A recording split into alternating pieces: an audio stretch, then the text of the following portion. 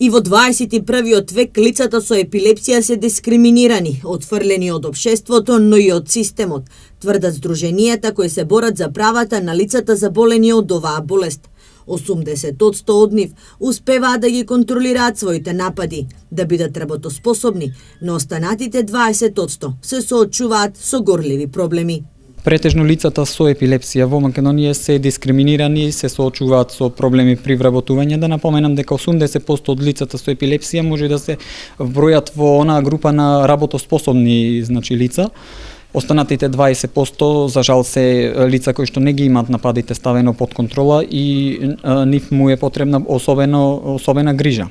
Ние подеднакво ќе ги штитиме интересите и на овие 80% и на останатата група од 20% инвалидизирани лица со епилепсија. Поголем дел од терапијата е на позитивна листа. Сепак има случаи, велат од здруженијето, докторите да препишуваат лекови кои ги нема во Македонија. Во наредниот период, додава Буневски, мора да се работи на проширување на листата на лекови.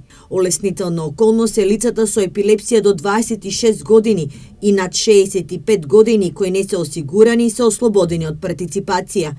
Тие немаат статус на инвалиди и нив не ги следуваат ортопедски помагала. Бидејќи согласно закон, лицата со епилепсија не се лица со инвалидитет, па према тоа и не му следуваат. Ние, во соработка со некои други слични организации, набавуваме одреден вид на ортопедско помагало во случајов количка, како би му излегле во престрет на семејствата кои што имаат ваква потреба.